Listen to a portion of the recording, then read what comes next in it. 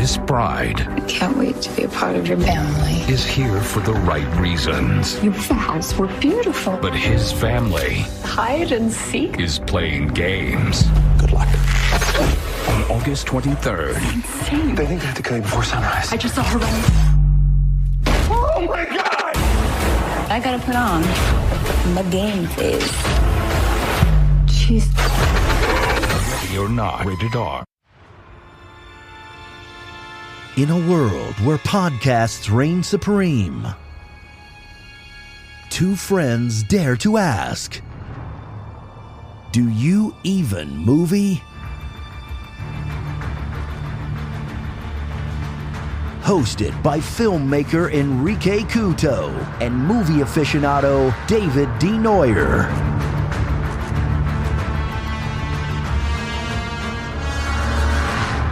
Spoiler alert.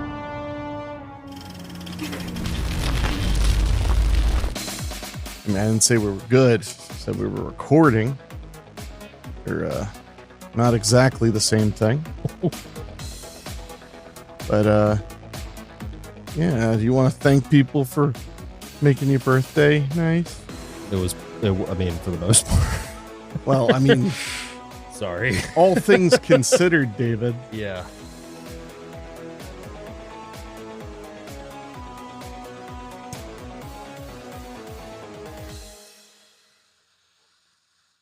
I've been on probably the most ridiculous work deadline I've ever had in my life. Yeah. I'm so tired. So stressed out. They sent pages in. Mhm.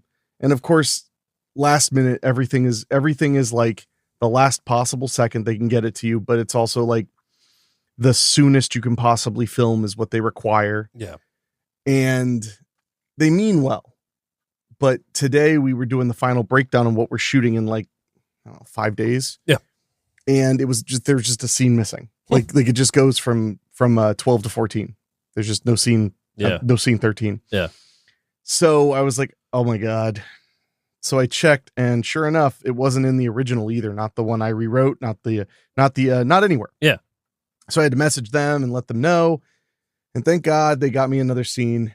It was their mistake. Mhm.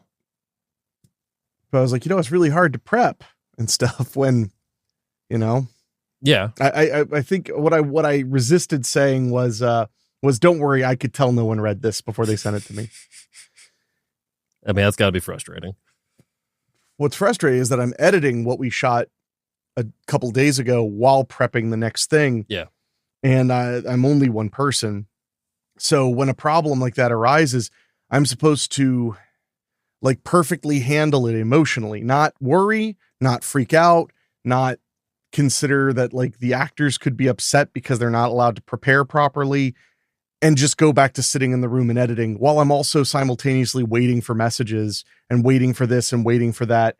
It's kind of hard to do. Yeah. I can see that. To compartmentalize that much. So I'm not loving it. I'm not loving this week. My car's still not back. Apparently, there was a major issue with the installation, not with my car itself, but with the installation of the hybrid battery. Yeah. And no one told me though. Shit. Like if they had just told me, I would be like, oh shit, I guess it's going to take like 3 or 4 extra days. Yeah. That's all. And that's the worst part, That's the second time though that no one's told you.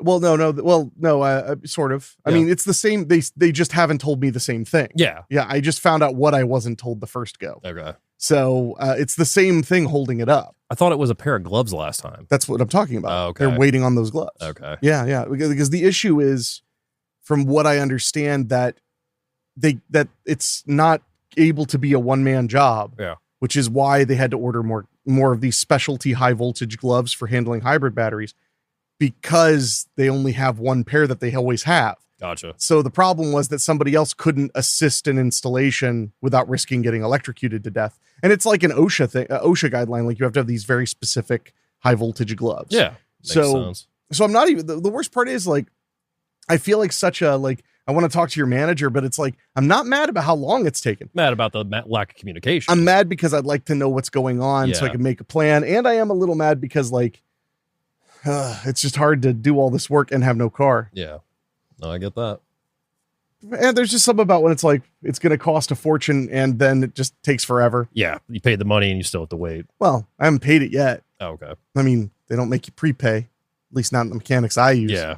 I don't know about you, but no, there was no prepay. I mean, I got pre-approved for financing, Gotcha. but I haven't done it yet. For some reason, I thought you said you'd already paid. I mean, I probably said that colloquially because when I saw you on Tuesday, I probably assumed I was getting it like the next day. Yeah. So I was probably just kind of speaking in advance a little bit by saying like, and I have to pay all this money. Yeah. Because it's, it's not like anything's going to change. So the latest promise is hopefully end of business tomorrow. Okay. The last promise was end of business Monday. That's what I thought. So yeah. that's two more days. So they'll have my car for almost 10 or 11 days at that point. Nice. But it's just a really a great frustrating cherry on top of a shit Sunday. Yeah. Because I'm just trying to I'm trying to power through all this stuff. And this project I'm doing right now, I was really excited to get ahead financially. And now I'm actually going to be behind of where I was because this is actually just going to pay for the car repair. Yeah. So that's fun. I mean, at least it's taken care of, but yeah, that does suck. Well, I mean, yes and no. Yeah. I feel better when I have the goddamn car. Makes sense. So I've just been, I've been burning the candle pretty hard. And while I did enjoy rewatching the movie that we're going to talk about tonight, I was literally for the last 45 minutes of the movie just doing deep in breaths and out breaths. Mm-hmm. And it like barely helped. Like I'm like so wound up. I mean, we can both apologize that we're probably not 100% on our A game this show, unfortunately. Got to pick up the slack, Dave. Yeah. My headspace right now is just kind of bit all over the place, unfortunately. I had a good weekend. I took a long weekend off because as we're recording this, I've just basically got back to work today. I had Friday through Monday off for my birthday. I had a decent weekend. I'm not gonna go into it because it's not my business to share on here. But it's family matter. Yeah. Family matter. A very serious family matter, unfortunately, occurred Friday, and that kind of derailed the weekend. So while I enjoyed my time off, there's just a lot going on right now up in my brain. So I apologize if I seem a little off on this show. I'm going to do my best to power through it alongside you. So, I mean, I'm used to working hurt. I don't know about you. Like that's I love how I'll get like tired or frustrated or whatever. And then all of a sudden the wrestling school lingo comes right back in. Yeah. Working hurt. Yeah. I will say I did get to watch a lot of good movies, not just what we're going to talk about we saw in theaters, but we had gone to one of our favorite shops and I had picked up the Arrow release of Hell High from 1989, which is a slasher film also known as Raging Fury. First time I watched it, pretty simple movie. It's about a teacher that gets harassed by her students to the point that she ends up snapping and going and turning into a slasher on them. But Joe Bob had an intro on it. Had like a 5-minute intro on it. Oh, wow. It must be from, what was the 70s? Yeah. Well, no, the 89's when this movie came out. Okay. This was classic Joe Bob, though. Like, this was, I would say, probably like mid-90s, judging by the way he looked. Mid-90s? Yeah. So it was after his shows were over. I think so. Because he did a ton of those in the early 90s. I know that. It's like, you may know it. It's where he goes into this little like closet area, blows the dust off a canister. Mm-hmm. Yeah, it was one of those. What was the name of the movie again? It's Hell High, aka Raging Fury. Yeah, I'm curious because he did like a big run of releases. Yeah, it was made in 87. Yeah, I thought you said 89. 89's when it was released, I believe. Could be. I mean, that's always a fun thing to try and figure out. At least I think it. And that was a DVD. There was the Blu-ray. Yeah. Oh well. Blu-ray. Yeah. Now I'm curious about when Joe Bob did that because I'm wondering if the original release, because he did a ton of those like grossest movies ever and stuff where he did an intro. And, well, because I remember for the longest time he had, the longest time, but I remember one of the big ones for a while was his commentary or even his little thing on a copy of I Spit on Your Grave. Yeah, well, he did a lot of commentaries, but that was obviously that had to be later in the 90s because yeah, shot in 85, copyrighted in 86, but not released until 89 for Hell High. But watch that. That was a lot of fun. Literally, so the opening of the movie is a backstory of the teacher and why she has like certain trauma. And literally what happens is she's playing in this little woodshed with her doll, goes to hide behind the shed because she hears people coming, and it's this guy and this girl. Dude's wanting to have sex with his girlfriend. She refuses him. So then they exit the shack, and the little girl grabs a bucket of mud, throws it on them while they're riding on his dirt bike. They fly off the dirt bike and get impaled on these fence posts, like gruesomely. And that's the opening of the movie. So 2004 is when the DVD came out that had the Joe Bob introduction. Okay. So that makes it. So that era, I remember him doing a bunch of little DVD things. Yeah. Because there was also a whole era where he was on the beginning of a bunch of VHS tapes. Mm-hmm. In fact, one of them I believe was 2000 Maniacs. Okay. He did a little intro for it. And that would have been, I want to say that was right at the height of Joe Bob's Drive-In, of his first show. Yeah. Which is fun. It's so different because I grew up watching only Monster Vision. You know, well, because I mean, that makes sense. Well, even if I was, I mean, I would have been able to watch Joe Bob's Drive-In, his original drive-in theater, but we did not have the movie channel around here, so that would not have been an option per se. But rewatching those now, it's funny because we have the Joe Bob Briggs formats. Mm-hmm. You have what I grew up with, Monster Vision, with the interstitials, which when you rewatch them, you're kind of blown away that most of the time you got 30 to 60 seconds of Joe Bob. Of course, at the beginning, you might get 3 minutes. Yeah. But then you watch drive-in theater, and sometimes you get 7, 8, 9 minutes of Joe Bob. Yeah. But then he doesn't interrupt the film. Yeah, he just comes back. And then he comes back at the end, says a few things about that, and then goes into what the next movie's going to be. Sometimes he was showing 3 movies. Okay. Was that more? Well, that had to be more so. I'm going to guess that was drive-in than it was Monster Vision, because Monster Vision wasn't it just 2 usually? I was talking about drive-in. Okay. About because it was the main feature and then Joe Bob's. That's what I'm saying. Is, sometimes they do 3. I gotcha. Okay. And so he would do an intro and then the outro, intro, outro kind of thing. And it was a lot more. It was very like TV. Mm-hmm. It wasn't. There was no. What's the word? There was no like standing alone. I mean, he would talk about the time that it was airing. What was going on in the news. He would talk about what's coming up, which that was really fun too, because you're like watching these old archival things and then you're like, God damn, I wish I could find, because they did like Killer Moms for all of October one time, and it was just more and more and more, and every now and then like they'd start earlier because he started at 11. Yeah, so it would go all night, and they had one part which was VCR theater for people who were not gonna stay awake that late. They just tape it. So it was cool to see how they were doing it back then, because now we watch them on Shudder, and obviously it's like pretty much a hybrid of the two, because you have long intros, but then he can interrupt and he can technically go as long as he wants. Yeah. And for a while there, he sure did. Yeah. I mean, that one where he showed, it was was it the Halloween episode? It was a Halloween episode that ended with Terror Train, but I can't remember what the first feature was, but that fucker went to like 4 a.m. Yeah. Because that was one with Tim Capello at the end. I don't think it went pretty damn close. It was 4 a.m. Really? It was 3 or 4 a.m. Yeah. It was late. Oh, wait, but that was Halloween. Did they show more than 2? No, it was just 2. But Terror Train, for example, I think it's like a 92-minute movie, was literally 2.5 hours long. Huh. Because I know... Might even been 3, honestly. I know the only episode that they did twice as long, or that the segments were longer than the movie, was Head of the Family. Yeah. Because that was a trivia thing at the Jamboree they mentioned. Yeah. So, but anyway, that's been fun to revisit. But yeah, Hell High, Raging Fury. If you're a slasher fan, late slasher, like I said, came out in 89, was shot in 80, or copyrighted 87 technically. Late slasher film, a lot of fun. Pretty simple as far as slasher terms go, but I thought it was pretty fun overall with just how the storytelling was, and just kind of nice to see later slasher films. You get some good ones, you get some bad ones. I mean, I guess that's later. I mean, it's because it came out in 89. Well, here's the question though. Yeah. It would be, if it was shot in like 85-ish, 85, right? Yeah. Then it would be more in tone. It couldn't have been catching the upswing of like what had happened in 86, 87, 80, 89. So it was actually kind of dead center. It was kind of just got released late. Yeah. So I mean, I still get what you mean. Yeah. And just seeing what was happening with slasher movies, it's fun watching those older ones and watching them come to an end. Yeah. You can really feel like what was that one? Slayer? The Slayer. Yeah. Sorry. No, The Slayer was the one that James Gunn did, right? Jesus.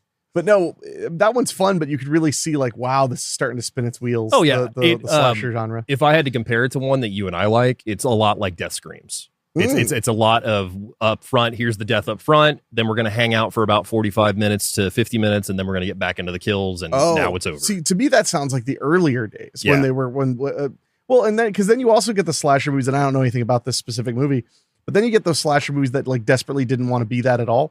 You had the director who was reluctant to do what he wanted. Yeah. Or as I call it, you have on one end of the spectrum, those directors who didn't really want to do a slasher movie or what have you. And then on the other side, you have Danny Steinman. Yeah. Who makes Friday the 13th Part 5 without seeing any of the other ones and makes it strictly based on the word of mouth of what people love about them. So it's just nonstop murder and boobs. Yep. It's sleaze and gore. Well, most of the gore was cut, unfortunately. Still a high body count. Still a high body count. Yeah. Well, high body count and gore. But yeah, I mean, the gore was cut back. But yeah, that's how all those were after a certain point. Well, and I think that the gore element was really a bigger, it kind of hit more as the pendulum was swinging. Yeah. Like the mid era. Well, I mean, basically, if you look at Friday the 13th as a whole, the first four probably the most gruesome of them, because I mean, five is definitely up there, but like 6 doesn't really have a lot because they cut a lot of it out. Sure. 7 again, like probably 7 would have been the most gruesome. Would have been the most gruesome, but it was chopped. 8 barely has any gore in it at all, except for like maybe what's his face's head coming off of that one part. Yeah, but it does have gratuitous Times Square, and it also does have that shot that I always think is more gruesome than it actually is, with that chick getting stabbed with that, or the guy getting stabbed with the spear gun. It looks like his guts. Yeah, he gets stabbed with the spear gun, and I always also thought the little rubber tubes that shoot the projectile, I always thought that was guts. Yeah, because they were half covered in blood. And because you see what you want to see. Yeah, there is that. The other one I checked out was from 1980, Harlequin, which is an exploitation film that is about a faith healer that comes into the life of a senator who's got a son that's dealing with leukemia and wins everybody over, especially his wife. And his wife and him start having an affair. And then everybody starts questioning, like, is he actually a faith healer or is he just a complete con man? And it was a lot of fun. Very weird. Very exploitation-esque. That's weird to me. Like asking, are they a faith healer or are they a con man? That's why I was like, is it a horse or is it a pony?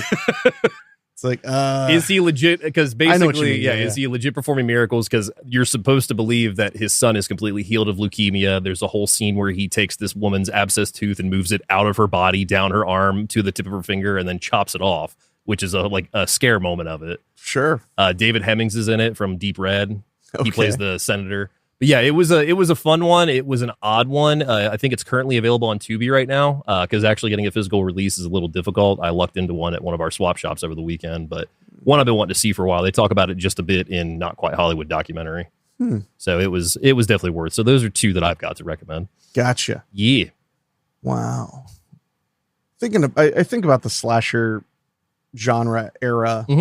Quite a bit, because I really feel like the super gory stuff. I never found the Friday movies to be that gory. No. Really. I mean, they're violent. They were. I think they have that connotation to them because they were that one that came after Halloween and everything that really did have gore, whereas Halloween literally has like one scene that's really like, I guess you could call gruesome-esque. Yeah. I mean, like, if I was going to say what's a gory slasher movie from the 80s, I would say like Texas Chainsaw 2. Yeah. Oh, absolutely. I mean, or 3. With, the uncut version of that's really freaking gory. I think 2 is a little bit more gory than 2, though, in all honesty. You think what? I think 2 is a little bit more gorier than 3, though. Well, we've never seen 3 in its entirety either. There is that. It's somewhat restored, but not fully restored. 2 was always released unrated. So it didn't really, you saw it and it was really, really gory. Well, I mean, I'm guessing you've seen the deleted scenes of 2 or the work print cut that has even more. Yeah. Oh, yeah. Yeah, they were throwing everything at the wall in that one. But yeah, I mean, I think it's like as far as like slasher films go for like the goriest ones, like The Burning is one that always comes to mind. Yeah, that one's pretty gory. I would also say that, oh my God, I'm blanking on the title, but I can picture it. Why am I blanking? This is going to kill me. Great Dishonor. I know, Great Dishonor. My God, I'm just blanking on all of them right now. I mean, Final Terror was not really that gory, and that's like a lesser one. Yeah. Sleepaway Camp, the uncut version is pretty gruesome. Yeah, it has some really great payoffs. Really great payoffs. I would say 2 and 3 had the most gore chopped out of it. Yeah. If not all of it. That scene with the head first down the flagpole. Yeah. Had a hell of a moment. Oh, yeah.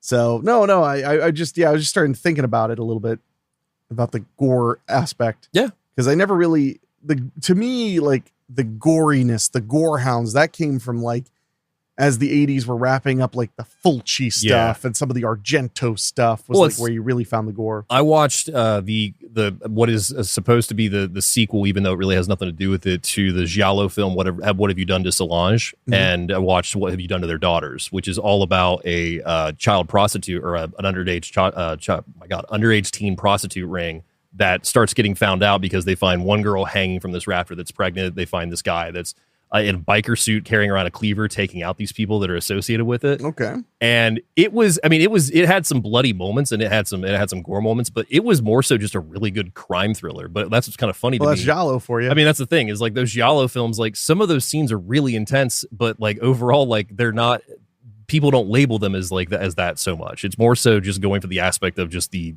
tone of the movie more so than the actual violence is what I find. Yeah, I would agree with that. Yeah. Well, I mean, Giallo was a precursor to the Italian horror movie because that's just kind of, they just kind of started to veer that way. Yeah. Especially if you watch like The Psychic. Oh, yeah. From Fulci, you can like see where he's going to take horror sometime. Yeah. When? We'll see. We'll see. You know, it was a little ways away still.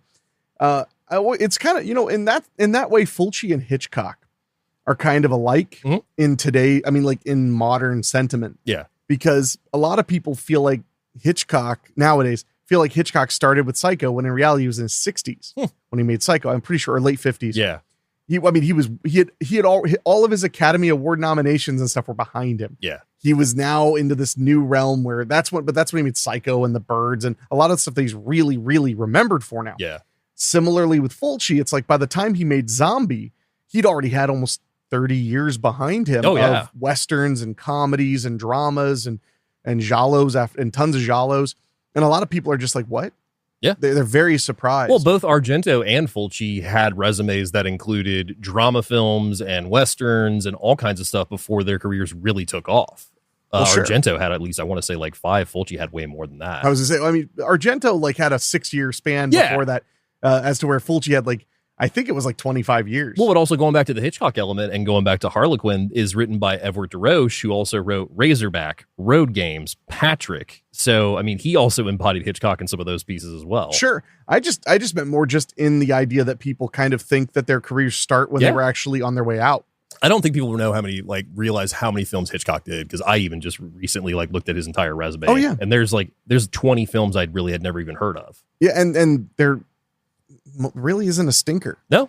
He was a very talented Even director. his 2 versions of The Man Who Knew Too Much, both great, but both very different and both great. And then with Fulci, I mean, he had so many movies. A lot of them are totally lost. Yeah.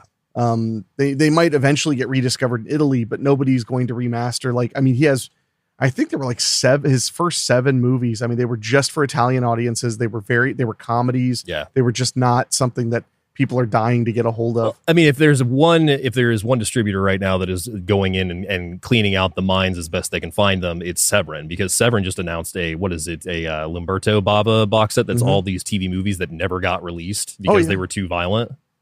Well, but that was later in time, wasn't it? It was later in time. That's all. Yeah. I mean, yeah. I'm just saying, like, it's easier to track those down and know what's going on with them. Yeah. Fulci had movies that I wouldn't be surprised there were even a couple that nobody knows about, or that just haven't been. I mean, like they haven't been aggregated. Like they're not on Wikipedia or IMDb. But like, you know, if you asked like a film buff in Italy, he'd probably be like, "Oh yeah, he did these 3 or whatever." And they don't have English names either. So I mean, there's no English title. They were never dubbed. Yeah. And that's kind of what I'm getting at is the effort to find a Fulci movie that people probably won't like because it's an Italian comedy from the 50s. Yeah.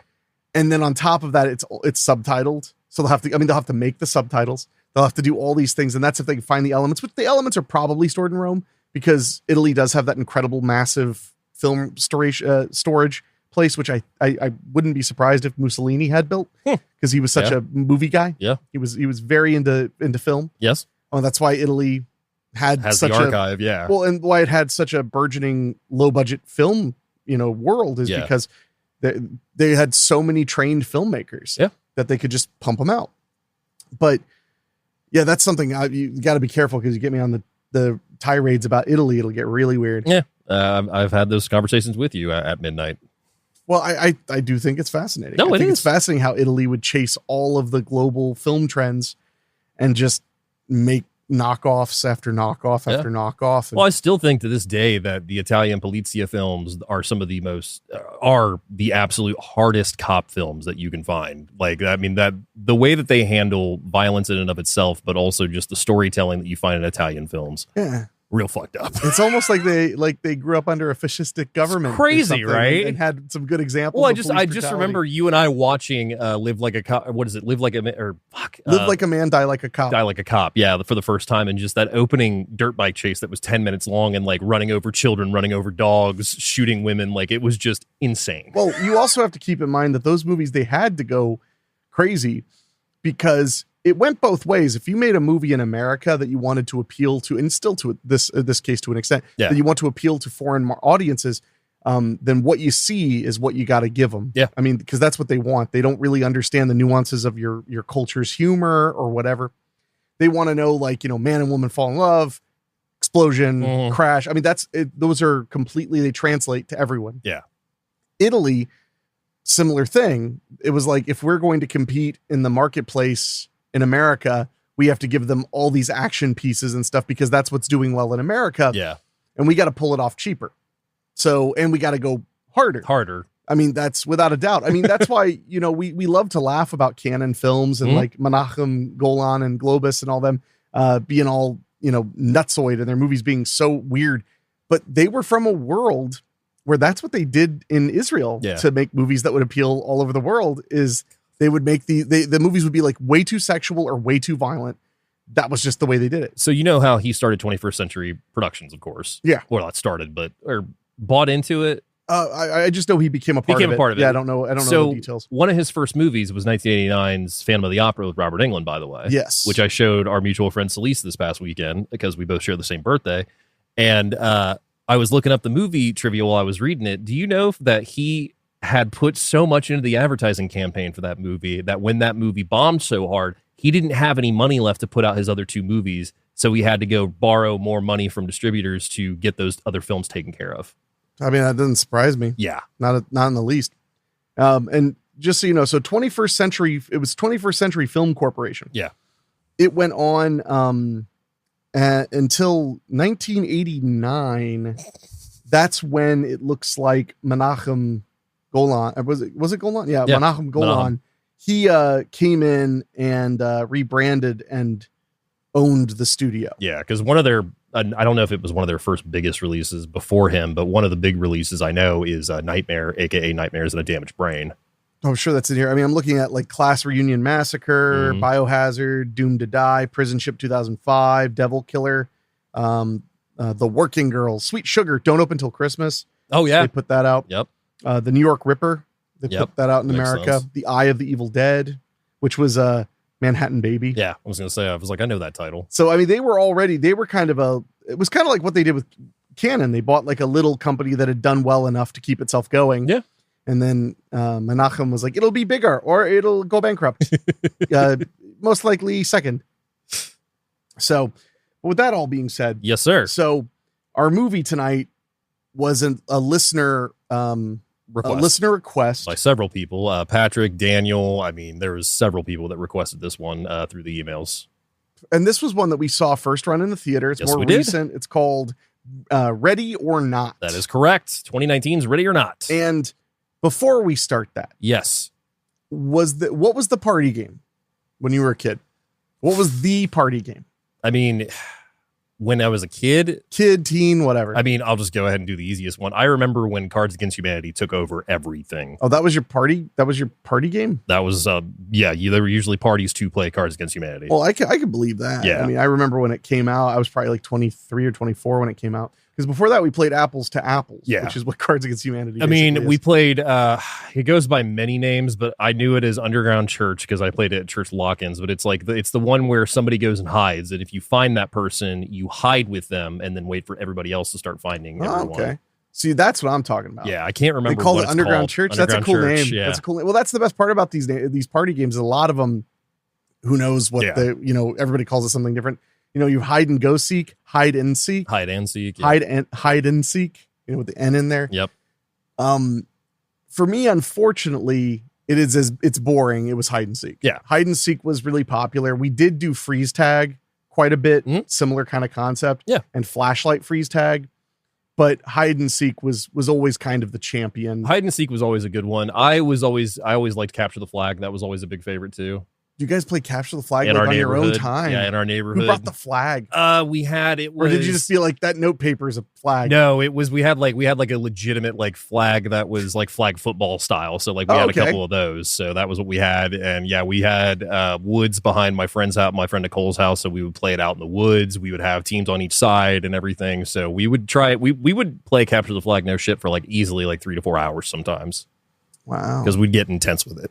Well, whenever I think of like kid games, I always think of Pete and Pete because they'd play like flashlight tag all night and stuff like that.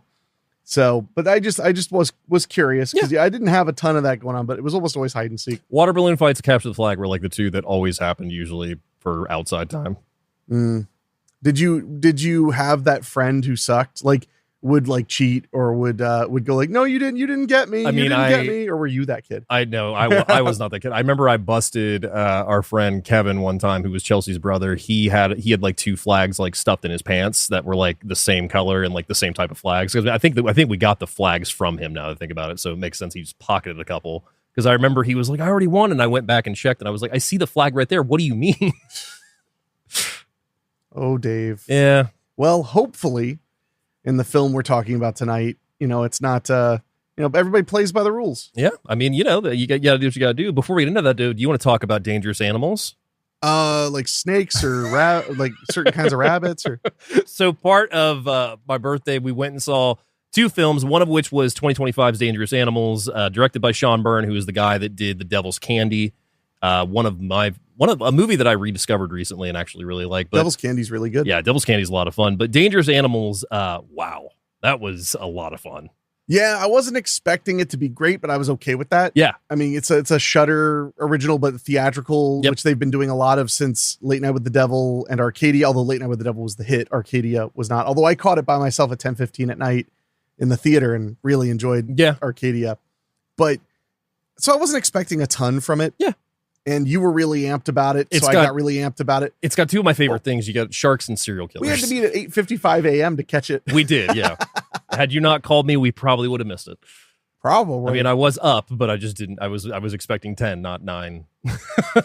I mean, who wouldn't be? Yeah. But no, it was surprisingly great. Yeah. The setting's pretty reasonable. Yeah. Guy takes people on tours to see sharks, and certain people he picks are going to be his victims that he feeds to sharks while he films it. on so he can very relive it old VHS camera. on a wicked old VHS camera, which became so much more of a plot device than you'd think, which I loved. Yeah. I loved that there was very little wasted motion. Things were always paying off. I would say that the first half was pretty good, and the middle half it was fine. But man, the third act ties it up with a perfect bow and makes you love it. Perfect final girl, perfect killer. Jai Courtney, who was playing the killer in this one, who he was Bruce Willis's son in Good Day to Die Hard. We had pointed out some stuff I know when we had not done the movie, but that's the only one I can recall. But he embodies a psychopath so well, but also the fact that she calls him out on how much he likes to hear himself talk was one of my favorite things. Yeah, because I was making that joke to you because we were the only ones in the theater. Yeah. So I was making that joke to you too. I was like, my God, does this guy ever shut up? And then she's like, you love the sound of your own voice. I was like, that woman's based. Yeah. Yeah, that was a really fun element. It really worked. Yeah. And the only thing that made me laugh was, they have that big thing about like filmed in Australia and all this stuff. And it's like, I just imagine the Australians like, hey, so we don't mind giving you money for, make your movie here, help you out a little bit. But do you think you could maybe make a movie where it isn't about somebody coming here and one of us just murdering the hell out of them? Yeah. No. All right. Well, we tried. Here's the money. It's like Australia, where you going to die. I mean, I still want Wolf Creek 3, but I don't think we're ever going to get it at this point. We got the series, and I think that's the closest we'll get to it. I don't remember the series. Oh, yeah, we got a Wolf Creek series temporarily. Like, I think we got like 6 episodes, I want to say. Well, all things are temporary. Dude. Yeah, I mean, there is that. Wolf Creek was a movie I had to come around on. The first one I was just kind of fine with, and then when the second one came out, I rewatched it, and I was like, actually, those are both pretty good flicks. I haven't seen the second one. Yeah, second one's I need fun. to check it out. It's nuts. Yeah, I've heard only that it's crazy. Yeah. And then we saw The Ballerina. Yes, John Wick, in the world of John Wick, Ballerina, as it's called on IMDb now. Oh, what? I thought it was the John Wick saga or From the some shit. world of John Wick, Ballerina. And it was a lot of fun. It was. They are definitely really trying to bring you something new yet again. Yeah. And kudos to that. And I don't think it's a spoiler to say that thing that they really bring is flamethrower foo. Oh my God. They really go for the flamethrower stuff. And in the theater with the giant screen and the surround sound, when those flames light up, the whole room gets bright and you hear the like fire swarms around you. It was a really cool experience. They did a good job of balancing it, because the big problem is with the ballerina jumping around and doing all these impossible to do things. It starts to make it didn't, but it could start to make John Wick, just the character, just feel not that special. Yeah. But they actually kind of made that not quite the case. This is not a spoiler, but basically once they get to the town towards the middle of the movie and you think that things might calm down, they don't. No, so, that was the other thing, which I don't want to spoil, but like that set piece was a really cool element that also helped kind of set it apart. Very video game-esque. Like that felt like a level in a video game really easily. You should really watch John Wick is Pain. Yeah. Because they talk about how they literally wanted to do stuff like they'd seen in video games in it. And the studio was like, we hate that. And they were like, well, build it anyway. And then they won't be able to say no. But no, so it was really fun. Yeah. The casting was solid. It is more of the same. Well, story-wise, it does come between 3 and 4. That has been a question that people have been asking. You actually do see a couple scenes recreated from 3 to give you perspective on where this is at in the story. Yeah. So John Wick is not alive again, technically. No. I mean, we'll see if he gets resurrected. Yeah. I mean, the movie ended, but it wasn't the third day. When he rises. It wasn't. No. But no, Ballerina was a lot of fun. A lot of fun, yeah. Those two, the Dangerous Animals, Ballerina, both recommended for the theater. If you can, you will have a great time with both of them. Absolutely. So, we talking about Ready or Not from 2019. Ollie Ollie Oxenfree. 1 hour and 35 minutes, rated R for violence, bloody images, language throughout, and some drug use. Yeah. Yeah, all of that's fair. IMDb synopsis says, a bride's wedding night takes a sinister turn when her eccentric new in-laws force her to take part in a terrifying game. I don't know if you could nail it any better. On her wedding night, Grace takes place in a deadly game of hide and seek. Grace takes place? Yeah, I don't know why. Takes part. Okay, I gotcha. I misspelled that. Used the wrong word. Okay, Grace takes part in a deadly game of hide and seek, unaware that her goal is to survive the night while the rest of the new family hunts her for a sacrifice. That's pretty good. That one I almost like a little less because it gives away. Yeah. Not that it's a huge reveal, but like I love the fact that you really kind of have to figure out what's going on as it's kind of progressing. So the taglines include for this one, the game begins, a killer game of hide and seek. And then these come after the title, Ready or Not, They're Coming. That's pretty good. And then In-Laws Can Be Murder. That was pretty good too. Yeah, it's pretty solid. Yeah, those are all pretty good. As of this time, Ready or Not is currently rentable on Prime and Fandango, not streaming anywhere that I could find for free. For the cost of your subscription. Directors on the film are Matt Bettinelli-Olpin and Tyler Gillett. They get their start as director and writer in VHS in 2012. Yeah. Southbound in 2015. Okay. They also directed in between Devil's Due in 2014, Direct Ready or Not in 2019, Scream, aka 5 Cream in 2022, Scream 6 in 2023, and Abigail in 2024. What was the one before Abigail? Sorry. Scream 6. Oh, Scream 6. Yeah. Which I liked all of those movies that you mentioned. Southbound, I think, is really underrated. I will say that. I would agree. Yeah. It kind of came out. I remember there being buzz. That's why I rented it. I liked it. Abigail's a good movie, but I will say sincerely, because I know you love Abigail and I do too, but Abigail feels like a less effective version of Ready or Not. Oh, it absolutely. There's several parts in Abigail where it was just an automatic click of, oh yeah, this is totally the Ready or Not guys, because there's repeated actions in both movies. I will say. Yeah, well, they're stuck in a place. Yeah, that's the big one. Is they're stuck in a place and they're hunting something. They just amped up the bad guys. Yeah, which, in my opinion, is what made Ready or Not work so well. And I'll go into that a little bit more because I kind of realized something about what's really going on in the movie after watching it again recently.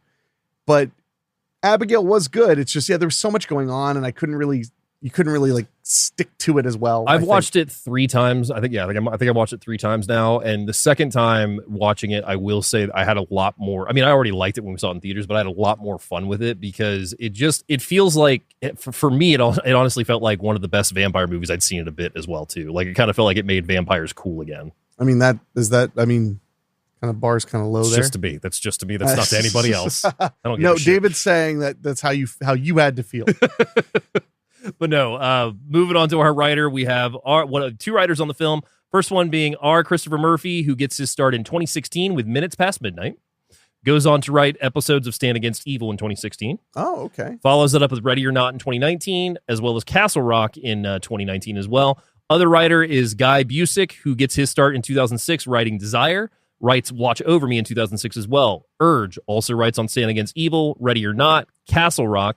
Then also wrote on Scream, aka 5 Cream in 2022, Scream 6, Abigail, and most recently got screenplay and story credit on Final Destination Bloodlines. Huh. So it's funny. I literally just a month ago revisited the entire 3 seasons of Stand Against Evil. Yeah. I could totally see it. Like You can see the it. snark is way there. I can see in that. the right ways. Yeah. Although I think that they did a much better job of balancing the humor and the horror. Although, I mean, Ready or Not is not a comedy horror movie. Yeah. I mean, it's a horror movie that has that's very funny. There has a lot of dark, macabre humor, I would say. Oh, yeah, it's got plenty of dark humor. It's Yeah. just, I wouldn't call it a horror comedy because No. the horrific moments aren't in and of themselves funny. Mm-mm. Like, you're still worried that people will die Yeah. and stuff like that. That was the only thing with Stand Against Evil was they didn't do a great job of keeping the threats alive Mhm. all the time. It was still a really good show. What I think I like most about Ready or Not on my recent watch as well is that it has those moments where it's uncomfortable after because if something happens, you're just like, shit. Like, it's not like directly funny. It's just like, oh my God. Like, Well, yeah, well, and just the reactions to the situation, which is fair because the situation is insane. yeah, well, yeah. So moving down to our cinematographer, we also have Brett Jukowitz, who is a DP on the film. He gets his start in 2013 with Towelheads, goes on to shoot Swim Little Fish Swim in 2013, Lily in 2013, Men Go to Battle 2015, The People Connection 2015, Them That Follow in 2019, which was that crazy religious movie. Oh, yeah. I didn't see it, but I heard it remember was that really came out. good. Yeah. Ready or Not in 2019, then goes on to shoot Boogie, Italian Studies, The Black Phone in 2021. Really? Follows it up with Scream, aka 5 Cream in 2022. Season 4 episodes of Stranger Things. Does Scream 6 in 2023. VHS 85 in 2023. American Conspiracy, The Octopus Murders in 2024. And most recently, Bad Genius in 2024. He's also going to be shooting Ready or Not, Here I Come. The sequel. Yep. I'm looking forward to. Moving Curious down where it's going to go. Yeah, no, it's going to be interesting because they don't have a synopsis up yet. Good. Yeah. Good. Moving down to the cast, we have Samara Weaving, who plays Grace in the film. She gets her start in 2008 on Out of the Blue, then stars in Mystery Road in 2013, Home and Away, Growing Young, Squirrel Boys, He Who Has It All, Ash vs. Evil Dead in 2016. Yes, which I'm actually in a rewatch of that right now. And when she popped up, I was like, hey. Yeah. Follows that up with Bad Girl in 2016. So that was after that. That was so right after. I saw Bad Girl in the theater You saw during it with the the Asylum Asylum. movie special thing they were doing, which was so much fun, but I knew there would never be a second one because almost every show was just me And Rach. and maybe Rachel if Yeah. she was free. But they 'Cause showed that's- some great stuff. Bad Girl, Tonight She Comes.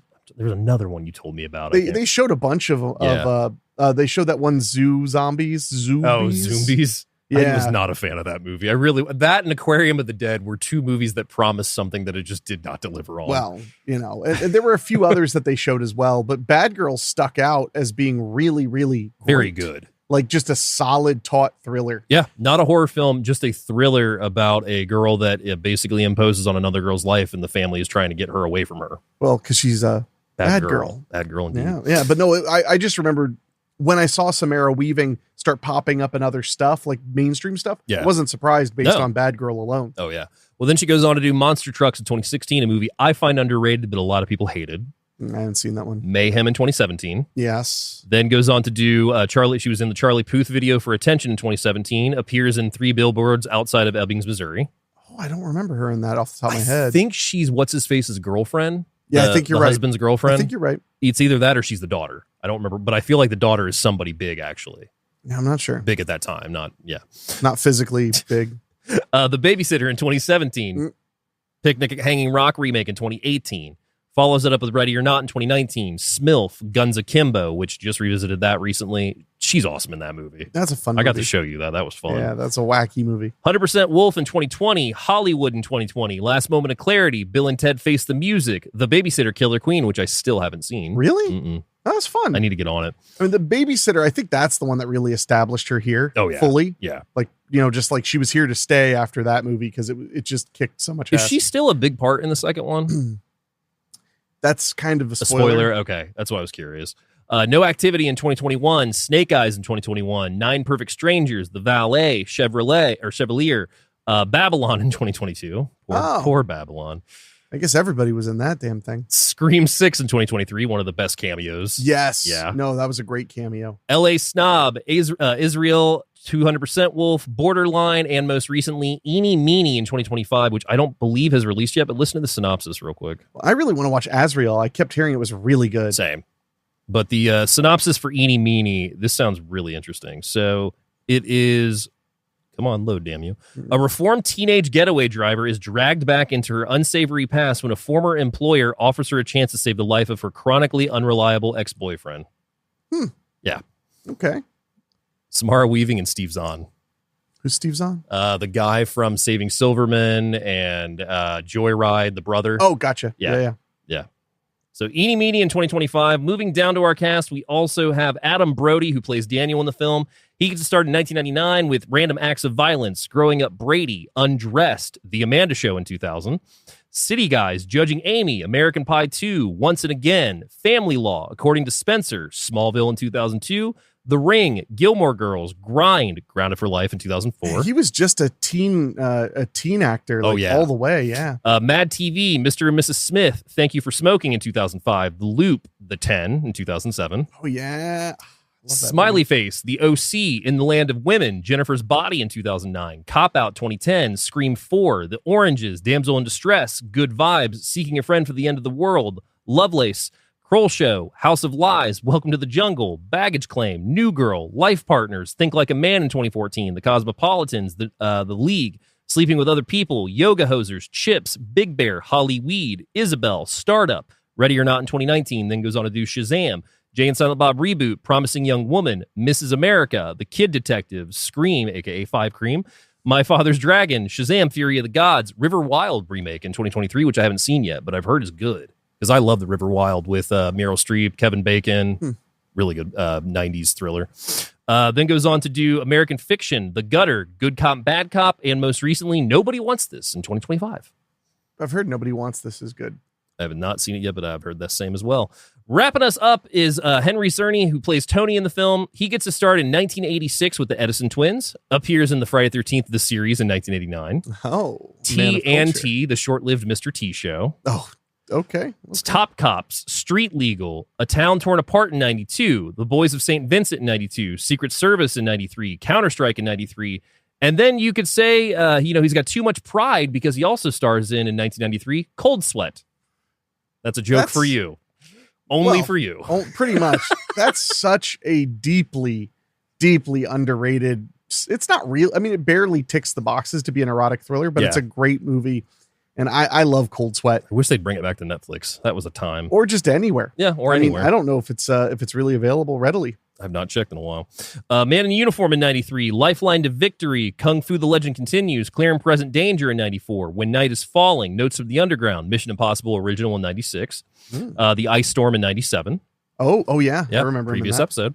Promise the Moon, Glory and Honor, The Girl Next Door, Mentors, Cement, After Alice, Haven, The Pact, Salem Witch Trials in 2002, Klepto, CSI, The Limit, Kojak, Exorcism Emily Rose, Chaos, The Pink Panther, Ghost Whisperer, Fido in 2006, where he plays the evil guy running the town. Oh, okay. Yep.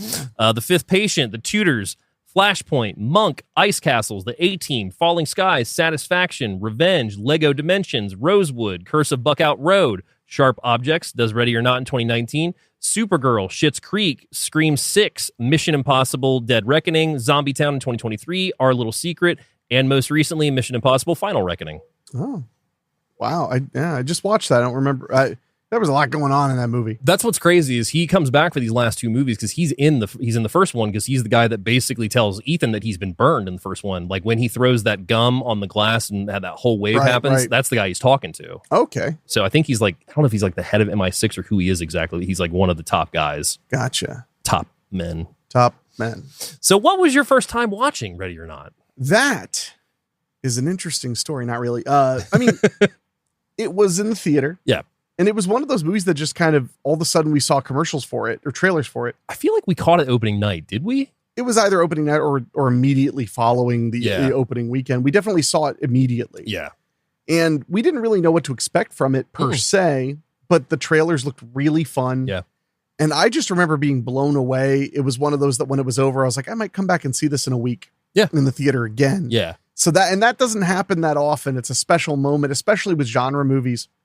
When one, you haven't heard that much, crazy buzz about or haven't seen that much crazy marketing for, just kind of drops. And it was a modest budget movie for a theatrical release. Yeah. So it comes out, we go see it, and we're just like, holy crap. We were like laughing and hooting and hollering the whole way through it. Yeah. And until the end, and then we just walked out going, God damn, that was great. The ending is what, I mean, I had already liked the movie as we were watching it in the theaters. And then when that ending happens, I was just like, oh shit, this is awesome. Like, this is awesome. Well, and there are two ways you could do that ending. Well, I mean, two directions you could take that ending. Yeah. And for me personally, they took it the least interesting way, except they did it the most interesting way. Yeah. So I love it. Yeah. Like, I love it because from a story standpoint, I would have preferred it went the other way. I think it could have been more like, whoa, whoa. But having it go the way it did, but the way they executed it. Yeah. Is what made it perfect and memorable and made me, when the movie went to credits, I was just like, God damn. I've got trivia about the original ending and it didn't sound great. Okay. So the movie opens as we see two children running from a guy that is behind them, and that one of them is Daniel Lidemos and his brother Alex, and they are inside the family's mansion. And while this is happening, we also go over a bunch of different board games that have is it the labeling of Labelle at that point? Maybe, or I think it's Labelle. I think was it Dumas? Because their company was Dumas, wasn't it? Dumas is their name. But Labelle is the person that we'll get to in the story. But yeah, so there's a wounded man behind them. The kids are running, and finally they catch up. They catch up to this room by themselves, and the one brother, Daniel, hides his brother Alex away. The wounded man comes up to them, and he's like, help me. And that's when Daniel's like, he's in here. And then the family enters wearing all these ridiculous, like, creepy masks, and they're like, oh, we're so proud of you. And they shoot the guy with the spear gun, drag him off, and we see also a woman is crying and pleading for them not to do this. And then they take the man behind the door and shut the door as the mother comes over to Daniel and says, I'm so proud of you. And that's the opening of Ready or Not. Yeah. She's here, which I like, my guts turned to like being a kid playing that game where you're like, don't sell me out. Yeah. Don't sell me out. So now it is 30 years later, and we see a woman that is Samara Weaving, and she is looking out over this really nice back area of this mansion. They've got this photo shoot they're setting up for. She's having a cigarette and basically talking about the fact that like she's getting married into this family, but doesn't feel like she fits in. Yeah. Well, because they are very, very wealthy. Very wealthy. Very wealthy indeed. So fabulously wealthy. They are the successful heirs of the Lidemos family games company, and this is going to be a big deal because she is not somebody that fits into their family. She is a foster child, we find out. She doesn't have money, and basically everybody in this family obviously comes from money or has the money that the wealth has brought them from the game company. Oh, and so from what I could have figured out, the company is not called Labelle's. It's that they have a game called Labelle's Gambit. Gambits, yeah. And they have a few other like games similar to that, but they're Lidemos. Lidemos, okay, it is Lidemos. Because they have the cards, remember? Because it all started with a card game. Yeah. And then board games, and then sporting goods, and then sports teams. Yeah. So all included in the family is Daniel and his wife, Czerny. We've got Alex and his cocaine-addicted sister, Emily, and her husband, Fitch, and their young children, Georgie and Gabe, which they're not here yet. No. Thank goodness. They show up late. And then we also have Becky and Tony that are Daniel and Alex's parents, along with Alex's Aunt Helene. Oh, Aunt Helene. Aunt Helene's one of my favorites. She's the funnest because, like, whenever something happens, you're like, hey, where's Aunt Helene? I want to see her reacting to this, too. Because she's got this, like, Don King thing going on with her hair sticking straight up. And she's always like not frowning, but just like scowling. No, she's Thank you. always Yeah, scowling. Always yeah. scowling. And well, she's got jet black eyebrows. Yeah. And super white hair sticking straight up, constant scowl. She looks like a broke dick dog. Yeah. That's a good way to put Not to that. get too scientific. And we should also point out that Becky is played by the great Andie MacDowell, who's returning from Groundhog Day. Yep. Yes. And so we see that Grace and Becky are sitting on the stoop, and Becky comes out smoking a cigarette. Grace was smoking a cigarette when we met her, and she offers her one, and she's like, "Oh, I don't smoke." Yeah, she wants to be as perfect as possible. Yeah. Because she's worried about fitting in with the blue bloods. Yeah. And she even makes this comment. She's like, "Oh, worried that your blood isn't as blue as ours." And she kind of laughs for a second. I do like when she's talking to her fiance/husband. At one point, she says, like, afraid that they'll think I just want your money. Or he's like, well, they do. Yeah. And she's just like, he's like, what? No, that's just normal. That's Like, just normal. Yeah. Like, what do you expect? But I like that because that moment is really funny because he's not going to lie to her. He's not going to be like, no, nobody thinks that. No, that's the first thing people think when They're you gonna marry into think, the yeah. family. But all you have to do is prove them wrong. Yeah. And then it's fine. So Helene has shot Grace a death glare at this point, and that is when they are all getting ready to gather for the ceremony of the evening. This movie moves pretty quick. It does move fast. One of the coolest things about this movie is the wedding is such a small part. And we're already past that. Yeah. So they're married. Yeah. And now it's their wedding night. And of course, I felt so bad for what's the main character's name? What's Grace. For Grace. I felt so bad for her because he tells her, like, we play a game, and she's like, ooh. And it's like in the game room. Yeah, we with have the to family. play. And she's just like, well, because okay. they're trying to get intimate, and that's when Helene comes in, and she's like, hey, we got the ceremony to stick to, and that's when he has to explain, like, we have to play a game. So they all sit down in this room, and that's when Tony basically tells her that when when their family was just first, like, in the country, like, is it Vincent, I think is the uncle's name? Let me check here. Well, it doesn't matter. One of the original family patriarchs was on a fishing boat. Yeah. Met a strange guy. Victor Ledemas. Yeah. And he met a strange guy named LaBelle. Yeah. Who collected curios so that he could take them back to America and sell them to wealthy people. Yeah. They ended up striking up a friendship, playing cards all the time and drinking and having fun. And one night, LaBelle was like, if you beat me in this card game, I'll invest in any idea you want. Yeah. So he won the card game. And then he explains how the family's fortunes grew. Each generation, it got even bigger and bigger. And it's a pretty, like, neat, like, way to kind of set it all up because they're in this room full of board games to choose from. And I do want to mention real quick, there was a little moment where the matriarch of the family mentions to Grace, Becky mentions to Grace, like, bring him back to us. Yeah. So we now know he's, like, never around his rich family. Because there were even little parts where she's like, I just don't feel like, I just want to fit in with these people. And he's like, good luck. Yeah. I never felt like that. He's very, like, it's clear he's the black sheep of sorts. Well, and there's also a family full of black sheep. I was going to say, there's also problems in the family because one of the things that they say during the ceremony before we even get to the wedding is how Fitch and his wife are not there. And, like, he's pissed because he's just like, I can't believe they're not here yet. And then they show up right before the game night. And Emily's clearly on coke. Well, at one point she wipes her nose and she cleans the cocaine out.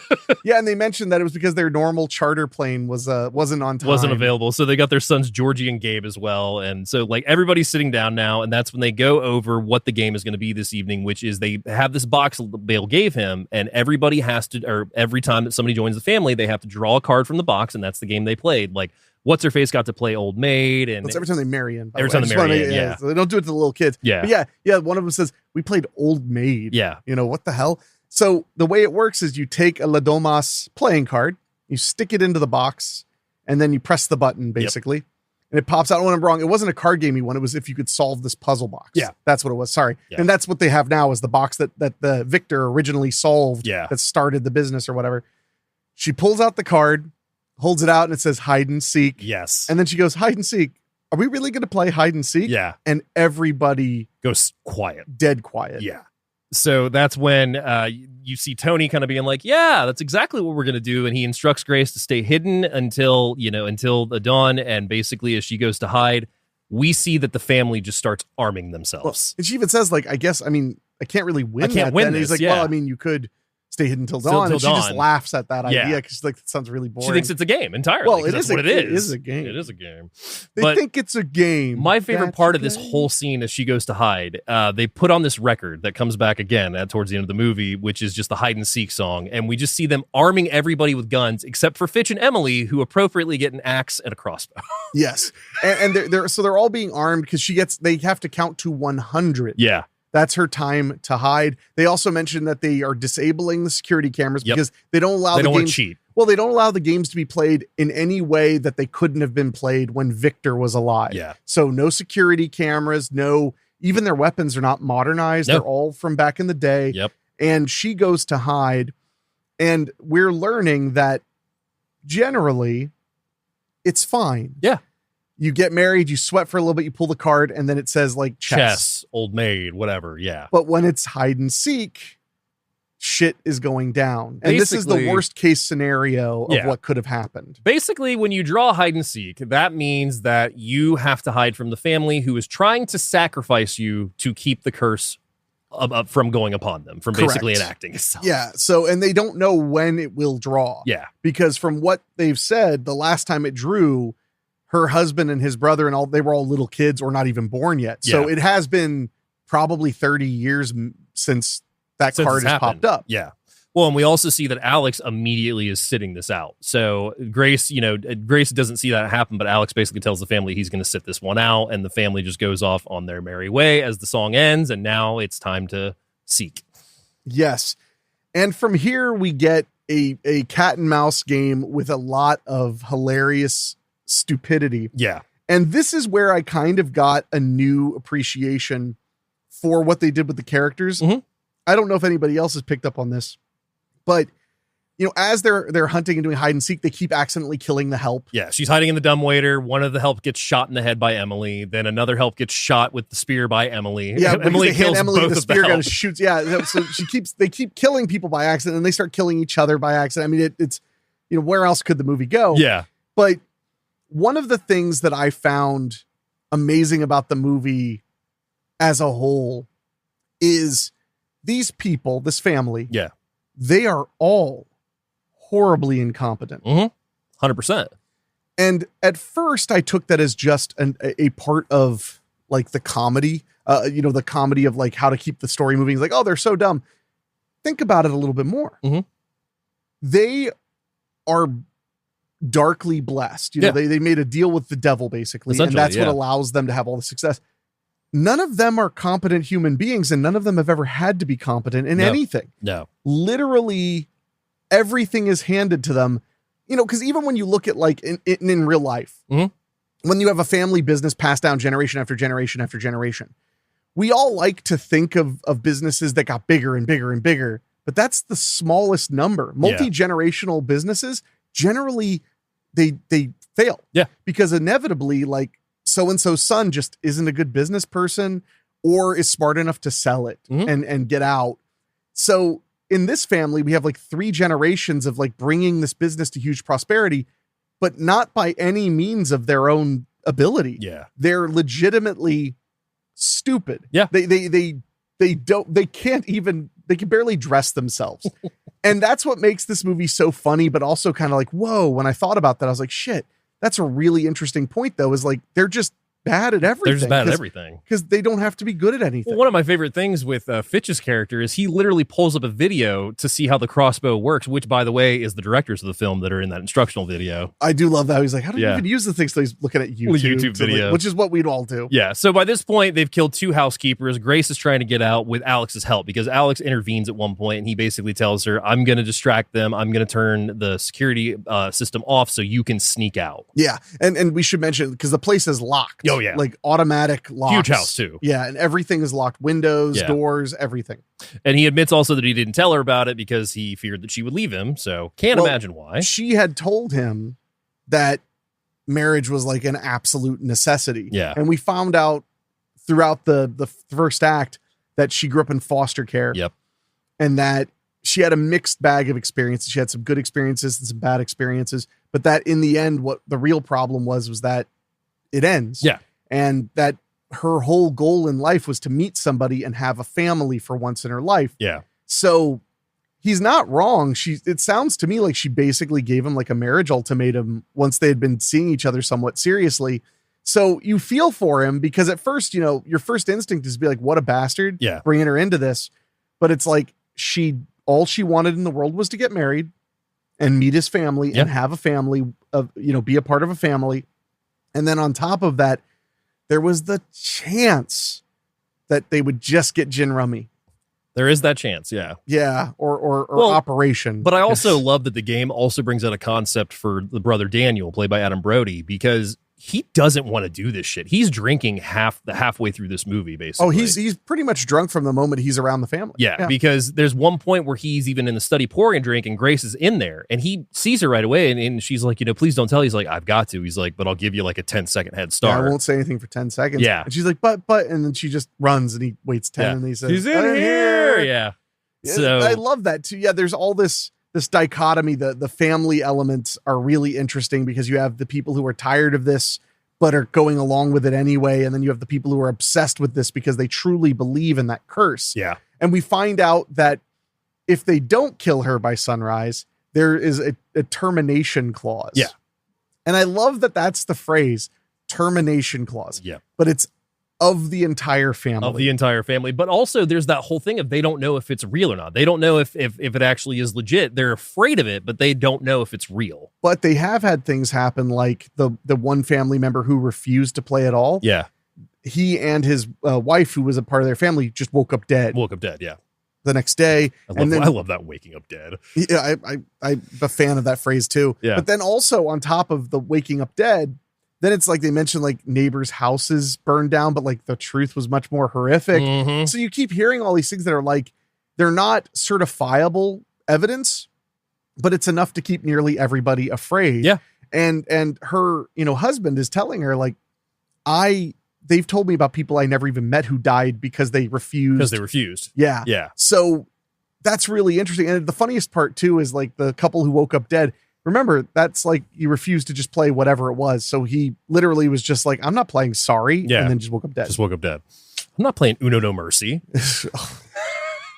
Oh man, that'd be terrifying. LaBelle must have developed that game. Probably. So by this point, she's torn her dress to make it easier to run. And she's in a wedding dress the whole movie, which is one of the best design options. I mean, that cover art with her with the wedding dress, but her running around with this wedding dress that is getting more and more destroyed.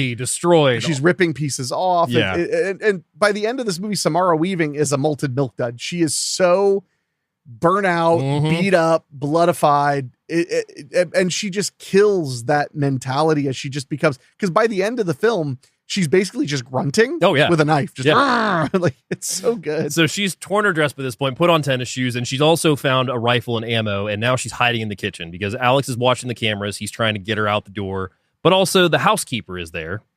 What's his name? Stevens. Yes. The butler is there, and he's trying to make tea, and he hears Grace loading the rifle. She gets caught again, and that's when he ends up getting a teapot smashed over his head. Well, because it turns out that the gun, while the gun is real, that the bullets on the display are just for show. Oh, yeah. So like what's his face from Nasty Piece of Work? Yeah. Remote control. Oh, God.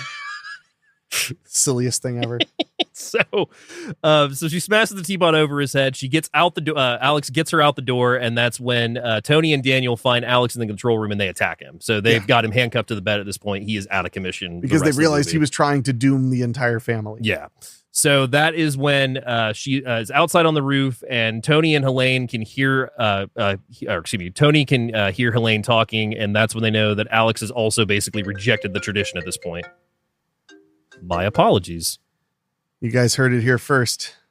I don't know. I think that was Sally Mae, unfortunately, again. I mean, you could silence your phone.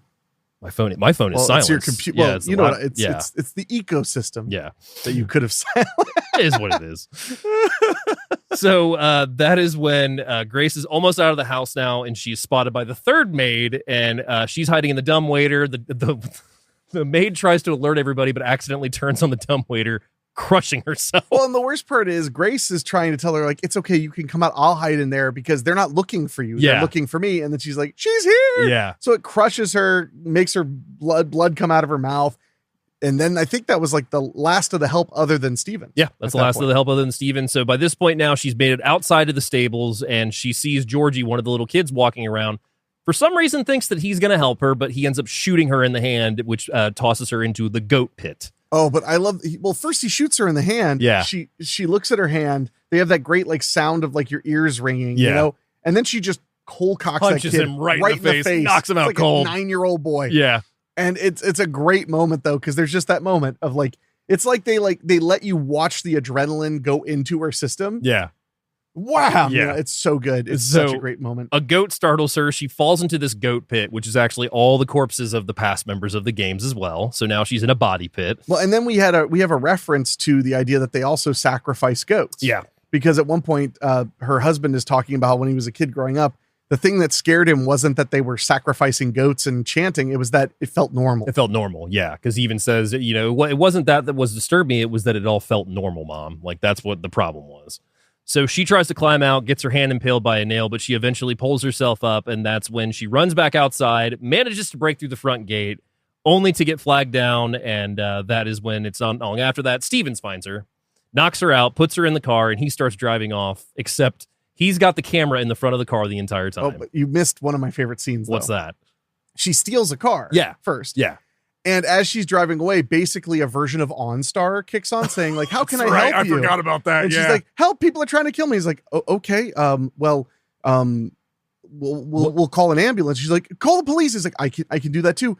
Oh, I'm sorry. The car shows it's been stolen. I have to deactivate it. She's like, what the fuck? Yeah. And it's like, so the car stops. He's like, don't worry. The police are on their way. And she's like, fuck you. Yeah. It's just a great moment before then Stevens comes up. And one of the strongest jump scares of the movie, as she's sitting in the car, he just slams his fist right through the window and pulls her. So now she's in the back of the car. He's FaceTiming the family from the dashboard so they can see her waking up. But of course, Stevens is too busy jamming to his opera. Yes, he is. He is jamming to his classical music, and that's when they see Grace is waking up in the back. They're trying to warn him, but she kicks him twice in the head. The car ends up rolling over into a field, and Stevens is dead, but Grace survives. Yes. So she gets out, and Daniel finds her, and you're thinking for a second he's going to let her go, but then he ends up knocking her out, and then you see that Tony, the dad, has been there the entire time as well. Well, and he's basically made the realization that even if they survive, she's going to leave him. Yeah. And that's the moment where he basically reverts to his family. Yeah. So that's when we got that scene that we were talking about where Becky goes to talk to Alex, and Alex basically tells her that even if they try and kill her, he will try and kill them. Like, he's not going to let this happen. Yeah. He tells his own mother, like, I'll kill you when this is over. Yeah. And she goes, well, okay. So the family catches up with Grace at this point. She has been placed on an altar to begin the ritual sacrifice, and that's when they pass around this chalice to drink from it, except they all start violently puking. And it's a great moment, too, because it just it starts happening, and then they're all, like, one by one, they all just start vomiting. Yeah. So we figure out that the screw-up drunk brother has poisoned them all. He has. And it's really funny when she's like, did you kill them all? He's like, no, they're just sleeping. I looked it up online. They're gonna poop weird or they're gonna shit weird for a week.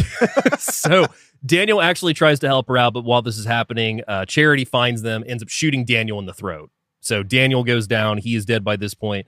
Grace fights Charity to get the gun, but the bullets are gone, so she ends up pistol whipping her instead, which I love that. Oh, that's a great shot. moment. Click, and then she's like, as she's about to get her again, and it's like a 357 Magnum. Yeah. It's a heavy piece of metal. So when she hits her, it's like, hell yeah, you did. Yeah. Very, in that way, whenever Grace is around and defending herself, it has very like Red Eye vibes in that she mostly does what makes sense to the audience. Yeah. So it's very satisfying. Yeah. So by this point, Alex catches up to his brother. He tries to save him, but that doesn't work. So that's when Grace is then found by Becky, who misses her with an arrow. She tries to strangle Grace. Grace pulls the tablecloth down and grabs LaBelle's box, trying to knock Becky off with it, but she ends up getting bludgeoned with it. Yeah, she beats her to death with LaBelle's box. Yeah.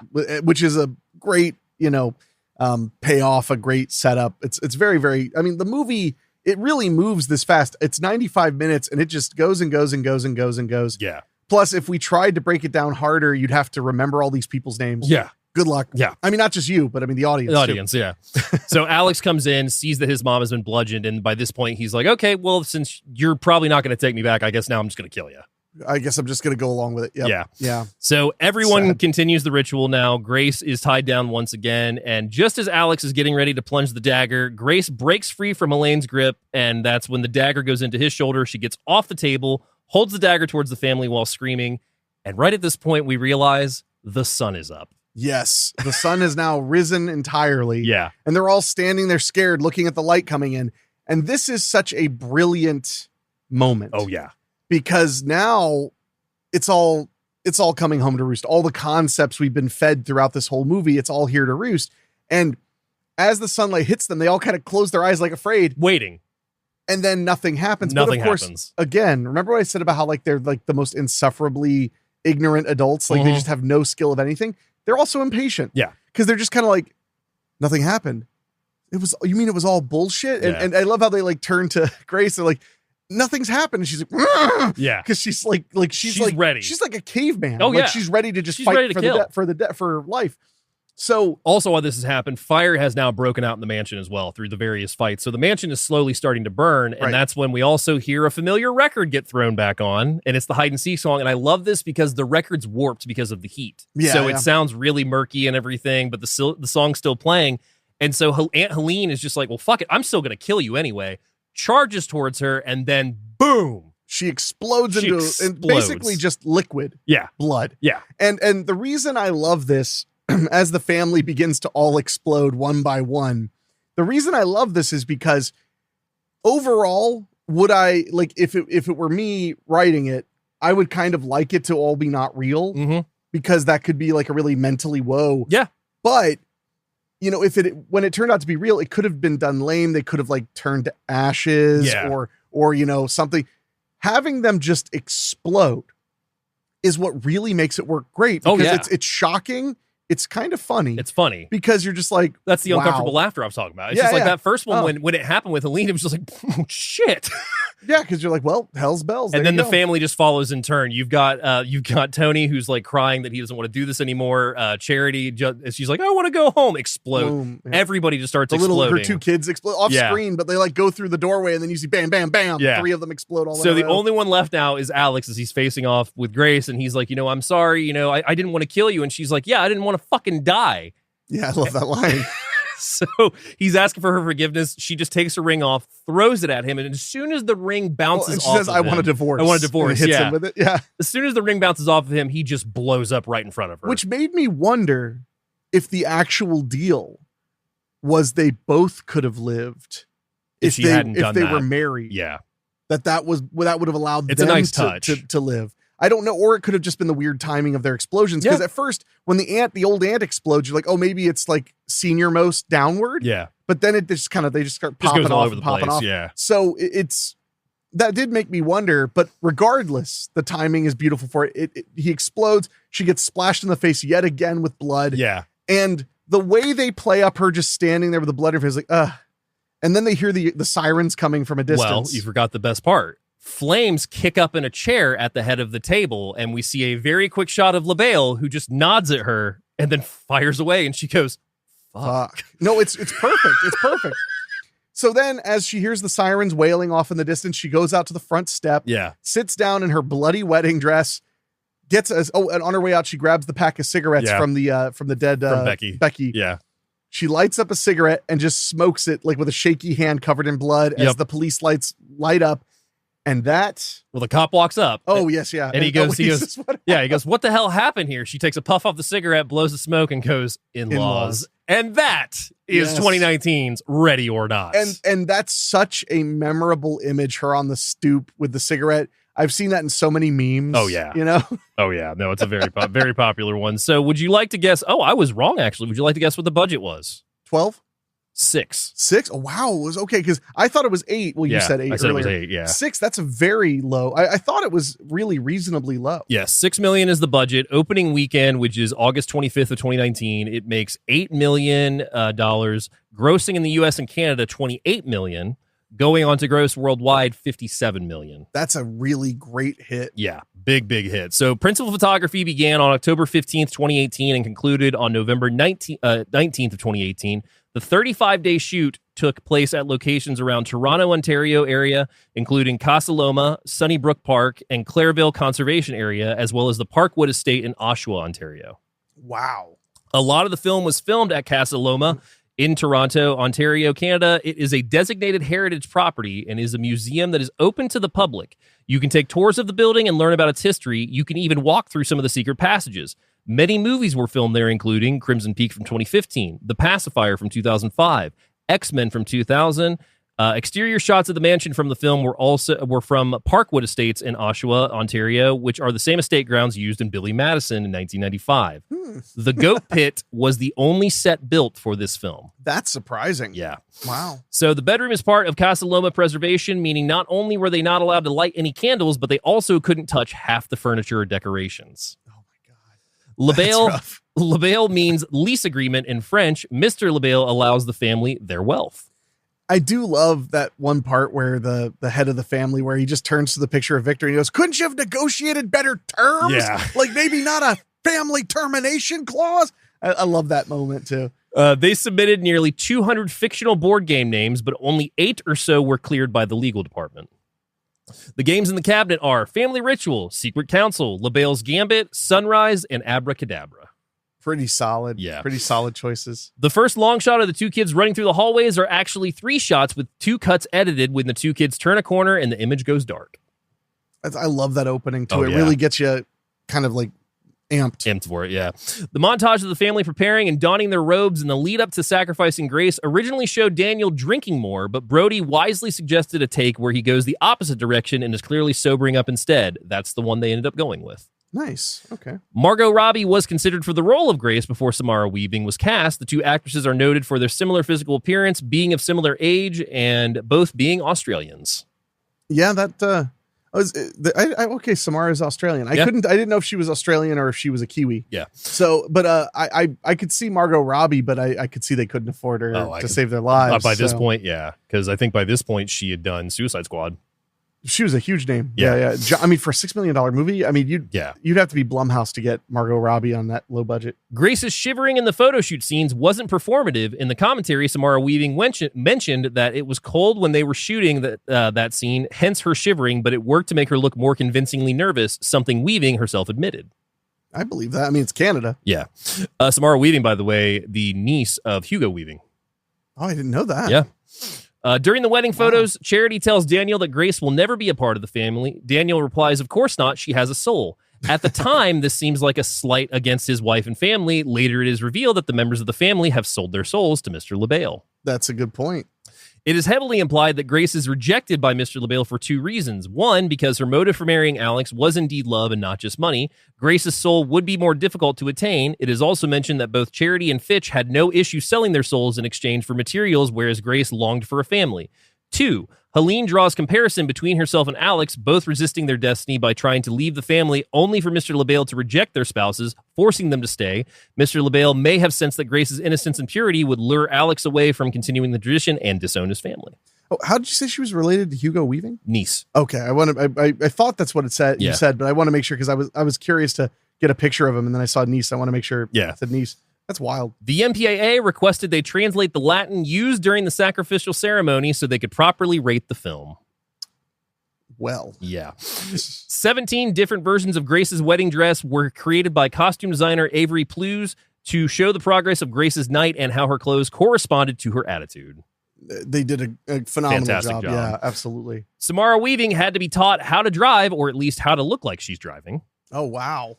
The goat that jumps out and scares Grace into falling down the well was originally planned as a puppet, but when they shot the first take of the puppet, they realized that that was a bad idea. Thankfully, the goat wranglers were so down. Oh, well, that's good. Yeah, the puppet probably looked silly. Yeah. The pepperbox revolver wielded by Emily has been the version of the gun weapon in the North American edition of the board game Clue since 1972. It was adopted by the European Cluedo edition in 1996. That's a nice touch. Yeah. Elise Levesque, who plays Charity in the film, said in the behind the scenes of the film that she had no idea how to hold a spear gun, and no one told her if she was doing it right or not. Given that all the Lamas are supposed to be airheads with no idea what they're doing, not telling her how to hold the spear gun was probably the best move. I agree, because that's my favorite part after watching it again was realizing that it makes perfect sense that they're all so incompetent. Oh, yeah. Like it really is perfect. Yeah. It's so perfect. Alex has a heart-shaped bloodstain right over his chest where his heart is before he dies. Aww. In the film Jennifer's Body from 2009, Adam Brody portrayed a cult member in a band that killed Jennifer as a sacrifice, offering to Satan in exchange for wealth and fame. About a decade later, the character he plays in Ready or Not has similar but less enthusiastic motives to renew the original deal with his ancestor has made with Satan for wealth and success to his family's board game company. That's an interesting connection. Yeah. Within Leviathan Satanism, the term Shematorash is used for during rituals as outlined in the Satanic Bible. The term is essentially an equivalent of hallelujah in the sense that it is taken to mean hail Satan when used in the context to corroborate with Leviathan Satanism's objective of satirizing traditional religious practice. Read that all over again for No. me one more time. Gonna say no. Gonna have to say goodnight. Grace originally dies in the earlier draft of the script after being successfully sacrificed by Alex and his family, but producers changed it to Grace surviving and her in-laws, including Alex, being killed after failing to complete the ritual before dawn. That's a weird choice. Yeah. I mean, they'd have to do it in an interesting way because otherwise that's just a downer. Yeah. And finally, Helene tells Tony that when Alex was a child, he once saw Mr. LaBelle sitting in his chair in the family ceremony room. Grace sees him as well when she's left as the only survivor after LaBelle's wrath. Oh. Yeah. Okay. So what are your final thoughts on 2019's Ready or Not? Man, I initially was going to say stream it or not stream it, rent it. Mhm. But every time I watch it, I just go, God damn, what a good movie. It's a lot of fun. I think it's an own it. If you're a movie lover, it's worth owning because it's such a fun ride. Great performances. Samara Weaving really gets to own. I mean, she owns every single scene because she goes from being a blushing bride to, for real, I mean, I literally just finished watching it. She's literally grunting like a caveman at the end, and you believe it. Yeah. She does everything in between. It's so good. No, it's so good. Yeah, it's going to be a buy it for me as well. This is one of the, I would say, top horror films that came out of the 2010s. Like, this is one that has stuck with me. I've probably seen it like 4 or 5 times now at this point. It just gets fun more and more. It just gets fun the more you watch it because you pick up on little things. There's also just a lot of snarky dialogue thrown in that has a lot of meaning to it as you go through. And it came out of nowhere. That movie just, it just all of a sudden it was like, and here's this little movie. And we were just like, holy shit, this is amazing. Yeah, it's a lot of fun. So we always like to end the show with a couple recommendations. The first one I have this week is 1997's Body Count. Fuck you. AKA Below Utopia, currently rentable on Prime and Fandango. The seemingly idyllic Simpson family gathers for Thanksgiving, but when a pack of killers shows up, their bickering takes a back seat. And I only say fuck you because that would have totally been my pick. That's fair. I've been a big booster of Below Utopia for a very long time. I consider it a highly underrated thriller. Yeah. And also a perfect change of pace as far as Thanksgiving movies go. I mean, although Thanksgiving is a small part of it, it's really just family. Yeah. But that's a really fun, really underseen film. I'm so glad. I mean, when I was first watching it, you couldn't rent it anywhere. Yeah. I mean, you had to own the DVD. And according to IMDb, it just says, buy it on Prime, like buy the disc because it's under, I think, Below Utopia, whereas on Prime, it's on Body Count now. Yeah. Which I think they might have done that because Ice-T was in it to try and like get it to sell faster. That does make sense, actually. No, totally. I mean, because like it says Body Count, it's just Ice-T and what's her Alyssa name? Milano. Alyssa Milano on the front. So yeah. Also, the second recommendation is going to be Would You Rather from 2012. I've recommended this on the show before, but this is perfect as it is a dark game night at a house. Currently streamable on AMC Plus, rentable on Prime and Fandango. Desperate to help her ailing brother, a young woman unknowingly agrees to compete in a deadly game of Would You Rather, hosted by a sadistic aristocrat played by the great Jeffrey Combs. And just mentioning Jeffrey Combs, by the way, we had a clip when I talked about Combs a few weeks back. It's one of our only TikToks to reach like 10,000 views. Shit. And everybody is talking about Jeffrey Combs in it. Although they all have the same question, which was, well, if you played 2 characters, does that mean you make twice as much money? And I was like, well, yeah, because he had to be there twice as much. Yeah. So yes. And then like, they'd be like, but I mean, did he get paid extra for being the character? It's like, well, he had to work more. Yeah. So yes, like that's how it works. But no, that Would You Rather so much fun. Such a great example of later Jeffrey Combs performance. Yeah. Because I feel like he went so heavy into voice work by the early 2000s, you don't really see him as much. Well, I think like one of his like last major horror films, as far as like blockbuster style goes, would be House on Haunted Hill, where he played the crazy doctor. Yeah, which was great. I think came back for Return, if I'm not mistaken. Yeah, he's in both. Yeah, no, it was great. But yeah, so it's so nice to see him kind of return to form. And Would You Rather? Absolutely, that's definitely one I would recommend as well. Yeah. What's your recommendation, sir? Well, Dave, when you stole my perfect one, I decided I'm not going to go obvious, because you even said, I assumed you were going to pick these ones. Well, I figured you pick The Hunt or You're Next. Yeah, You're Next. Well, to me, You're Next is just like millennial Below Utopia. Yeah. I mean, you're not wrong. To an extent. Yeah. I mean, it's a horror movie, though. Below Utopia is a thriller, not really a horror movie. So I went with the theme of the person you love not being exactly what you think they are. Oh, Big Mama's House? 2. Big Mama's House 2. Oh, Big Mama, like father, like son. Yes. No, that's the third one. So actually. I picked a film that I don't know if you've seen, yeah, but that I saw, and it sincerely blew me away, from 2018, and it's What Keeps You Alive. I've heard about it. Yeah, you need to watch it, David. It's really, really good. Okay. The synopsis is: majestic mountains, a still lake, and venomous betrayal engulfs a married couple attempting to celebrate their 1-year anniversary. That movie, I caught it randomly on Netflix. It's not on there anymore, unfortunately. Yeah. It's on AMC Plus right now, as well as Tubi. Ooh. And you can rent it on Prime. It's that your jaw will be on the ground at the end. That's why it stayed with me for a really long time. It's super, super good. The twists are great. The dichotomy of the married couple is like nothing I had seen depicted in a movie in a very, very long time. It's really worth your time. So since this is a movie show, I do want to point out one that it's not necessarily a recommendation, but one I wanted to tell you about because I got it over the weekend at Huber Music and Video. Firstborn from 1984, starring Corey Feldman, Terry Garr, and Peter Weller. Or Corey Haim, excuse me. Oh, jeez.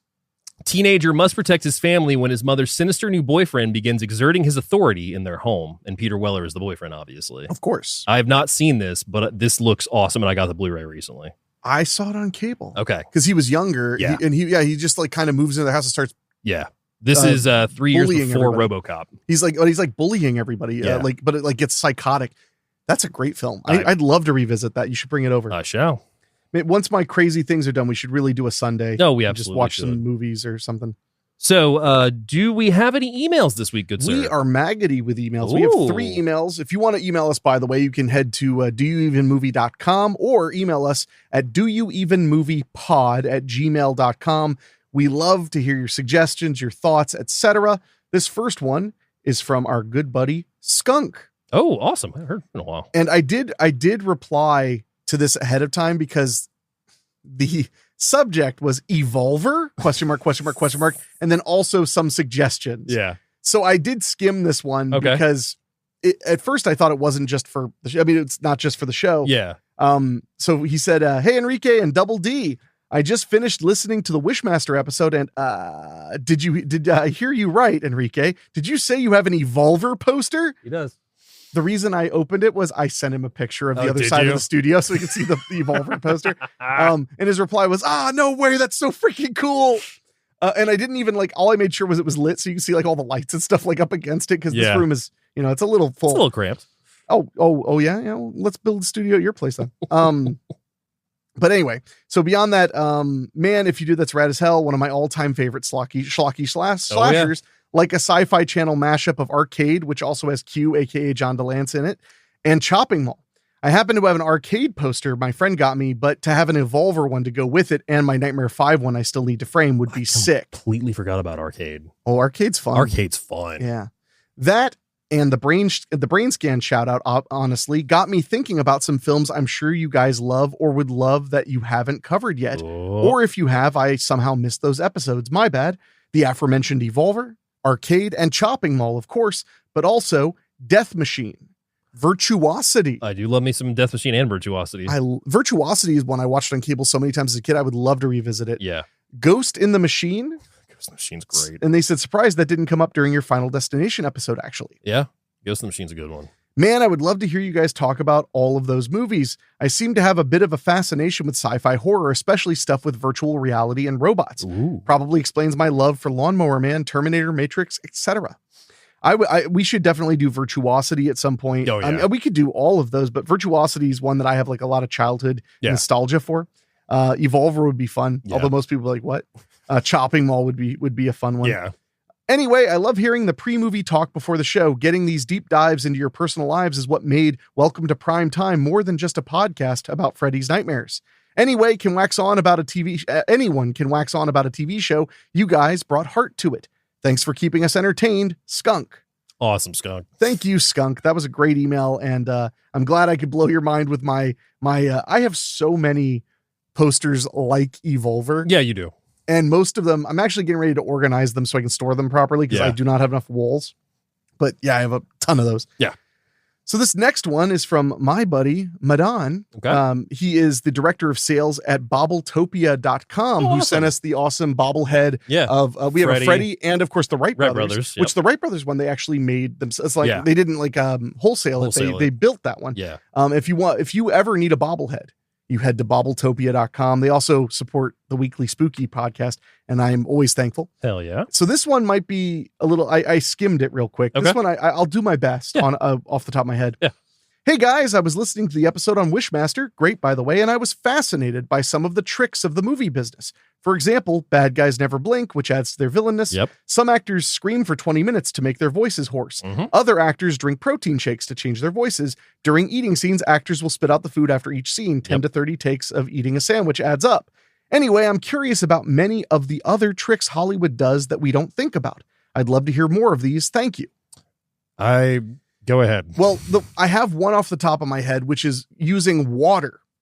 So this is a trick that once it was pointed out to me, I was like, oh my God, I see it everywhere. Yeah. And that is water, not for rain, not for snow, but next time you're watching a movie and there's a nighttime exterior of a parking lot, you'll notice almost always, even though it's supposed to be in like California or Nevada or the desert, it's going to be wet. Yeah. Because when you wet a black surface, it reflects, and that allows light to reflect, and it gives the space more light, basically, so that the light doesn't just disappear into the asphalt. So wetting asphalt is a Hollywood trick I have heard about many, many times that I don't think people talk about nearly enough. I did watch one years ago, like camera tips video that said using water is a great trick, but that is a very common Hollywood trick. Two that I've noticed since working on your sets that I've seen in other movies are shower scenes will usually hang a shower curtain on the back wall to make it look like they are shooting inside of the shower. Yeah, that's when you don't have the budget for, like to build a set. A set. And the other one is the same thing essentially, is if they have somebody in a passenger seat, they usually have them in the back seat and they're shooting out the window. That's a Jim Wynorski trick. That I learned. I learned that one on a Jim Wynorski commentary track. Yeah, basically you have your camera pointed at somebody in the driver's seat and you're in the passenger seat, but then when you have to flip around,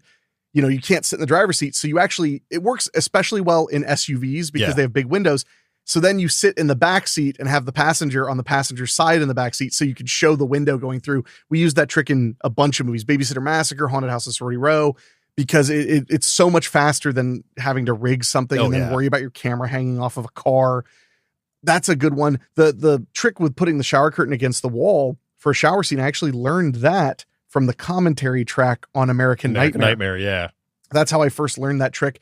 Another trick, if actors need to cry and they need their eyes to get all, they have to cry a lot, putting Vicks VapoRub underneath your eyelids will irritate your eyes and get you that puffy look. Yep. The only negative is it stops working after about an hour. Yeah. If you keep reapplying it, eventually you'll be like, it just feels like I'm putting Vaseline on because your eyes get used to it. You turn into Mary Lee.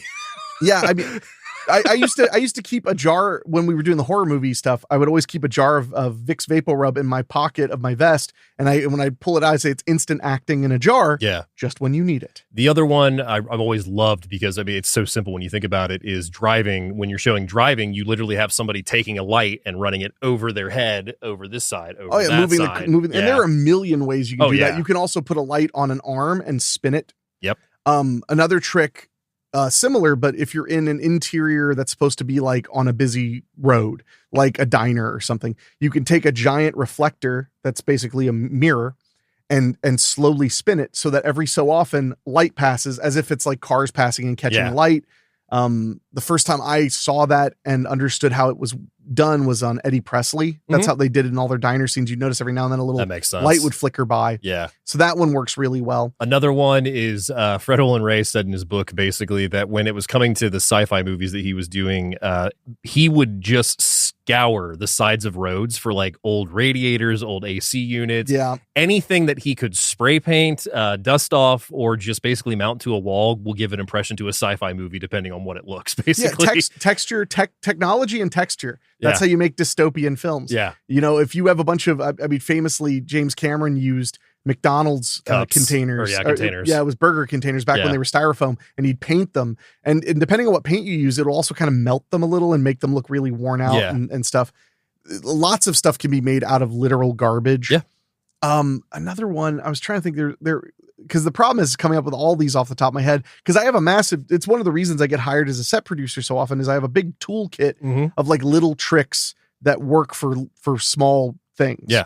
You know, so that you could be like, oh man, how do we do this? And I could be like, actually, I've done it before. I know how. Like one time I was working on a movie and the prop, they had these gas powered like bullet hits that were going under your shirt that would shoot out, and they didn't work. Yeah. They just would not work. And they were like, oh my God, what are we going to do? We have to shoot these like, it was a zombie thing. And they were like, we have to shoot these like 5 more, whatever. And I went to one of the PAs and I said, go down to that gas station right there and buy me 3 dozen eggs. So we went down to the gas station, got them, came back. And literally I was just doing this at the side while they were trying to figure out what to do. It's a thing called blowing an egg. Yeah. You poke a big hole on the bottom and a little hole on the top, and all the egg stuff comes out. Then you put a piece of tape or latex over the little hole, fill the big hole with blood, tape that too, and you throw it at the actors as hard as you can. Yeah. And you cut right when it explodes. And it looks like a gun hit. That's a trick I've used a ton, and it works really well. For the most part. Most of the time. Yeah. I mean, you're going to have to try several times. Well, I mean, it's the same thing with reversing a shot. Like if you have a knife going into somebody and you want to get the blade going in, you do the. Well, if you want to have something unsafe, like you want the blade to be going right to their face, you would do it in reverse. Yeah. Reverse motion is a great way to do things safely. Yeah. We've done that with like if you wanted to have like something that's very heavy and it has weight and you want it to be going right to someone's head, but you want to stop before you see the impact, pull it away. Yeah. Really quick, and then it'll come right at them. The trick is to not use too much of it, or you'll start to notice the inertia doesn't make sense anymore. Water works for gasoline. That's another good one. Yeah, water is a great replacement for gasoline. It's also vodka. It works great as vodka in movies. Tea is great as whiskey. Tea works great unless you shake it, because then you'll see the bubbles, and that always gives away. I can always see in movies, I'll be like, that whiskey is definitely tea. Yeah. And to save time and money, you can just get the tea packet, the little like tea drink mixes, you know, that you're supposed to pour in a bottle of water. You know, one of those will make a whole whiskey bottle look like it's full of whiskey. What's the one you told me about the difference of bloods? Because there's a thicker blood that you can do with the corn syrup one. Oh, well, there are a few things with blood. If you have blood that's too thick, the fastest way to thin it out, if it's not getting in people's mouths, is to add Dove soap. Okay. Because it will thin it. Yeah. Like really well, but it'll stay viscous and sticky so that you can pump it through a tube, because when you water it down, it loses a lot of its oomph. Look. It does. Yeah. But the other thing is mixing soap into fake blood is a great way to help clean up later, because it'll make the blood clean up way better when there's soap in it. Yeah. So usually on a set, if you're mixing your own blood, there'll be a big thing of blood, and then there'll be a small bottle that'll say mouth on it. And that's the one that doesn't have anything toxic. Because if you mix your own fake blood also, you'll have stuff like photo flow in it, which will make you vomit and have diarrhea at the same time if you consume enough of it. Yeah. So I would also say with that, if you have a blood cannon and or a blood fire extinguisher, you cannot test it and then use it again. No, it'll run out of air. Also, if you take a blood cannon, which is just a water fire extinguisher, and you put it at the full 100 PSI it's meant to be stored at, the blood will spray so fast that it won't photograph. Yeah. I learned that the hard way. We were filming and I hit it, and literally you don't see any blood in the air. You just see the wall become red instantly. So more like 30 PSI, but you can also do other things like add a tube to it to kind of weaken the power and yada, yada, yada. Yeah. But yeah, always have a bike pump handy if you're doing blood effects. I'm trying to think if there's anything that isn't special effects related that really can make a difference on a set. I mean, they as we pointed out on the show many times, they cheat a lot of places as locations. So if you can find a location that looks like a location, you can fake it pretty well. Oh yeah. I mean, the number one thing you want to do on any movie is avoid what are called company moves. Yeah. And that's where the entire production has to go somewhere else, because that means packing things up, everybody driving separately. You run the risk of like, there could be a car accident and now you're losing hours. And especially in a really low budget movie, a company move can wreck your day. Yeah. So when possible, even if you're filming at one house, you can film in every single room in the house and then use establishing shots of different places and make one house into sometimes 5 or 6 houses if you have enough rooms. Those are the little things. I'm sure I could think of more, but those are just off the top of my head. Those are good. They're not bad. So we got one more. All right. And then we'll wrap this up. This is from our buddy Maurice, who we just saw. Awesome. He was in town. Yes. He says, I felt bad that you had no emails last week. Now you have one. You're welcome. Talk to you later.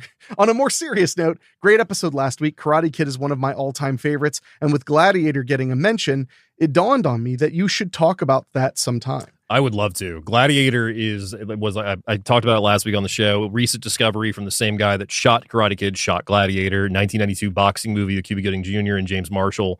Really, really good flick. I don't think I've seen it. You haven't. I would love to. Yeah, so you haven't. We'll definitely talk about that. He says, it's an underrated movie that has gone largely forgotten, and I think that's a crime. People who don't know that movie need to be arrested. Ouch. Okay, maybe that's a bit harsh, but it could benefit from a Blu-ray or 4K release. It absolutely could. It only has a DVD release so far, so I got it on digital. You can get HDX, but yeah. Well, we'll check. I'll definitely have to check that out. It's good. So with all that being said, if you want to email us again, it's at doyouevenmoviepod@gmail.com. Would you like to know what we are wrapping up listener request month with? Make it quick so we can go see that weird Australian movie. That's fair. So we are doing probably one of our most recommended since the start of the show, because people who know us know we love this movie. We're talking about 1994's Surviving the Game. Oh my God. To close out listener request month. You talk about a friggin' movie I love. And just recently got a Blu-ray release last year that's gorgeous. I love that movie so much. I Rentable have so much to say. On Prime and Fandango. We will talk all about it next week. If you have not seen Surviving the Game, if there is an episode that we want you to watch the movie before you listen to it, it is this one. Yeah. I mean, Treat so many yourself. memorable moments. So treat yourself. John C. McGinley being a badass as always. Rutger Hauer, yeah. Oh my God, no! It's a character actor's dream, and then Ice-T is the icing on the cake. I would say. So with that all being said, my friends, make sure you sign a prenup, and we will see you all next week with that. With Surviving the Game. Thank you for watching. Make sure you subscribe on your favorite podcasting apps. If you're watching us on YouTube, make sure you subscribe to my YouTube channel. Yes. Leave a comment. We love to hear from you. But until next time, I guess we'll see you next game night. Or hide and seek. Next hide and seek. You know what? I'll give you that one, but just this one. Here, 10-second head start. I'm just going to run, okay? Okay. 10.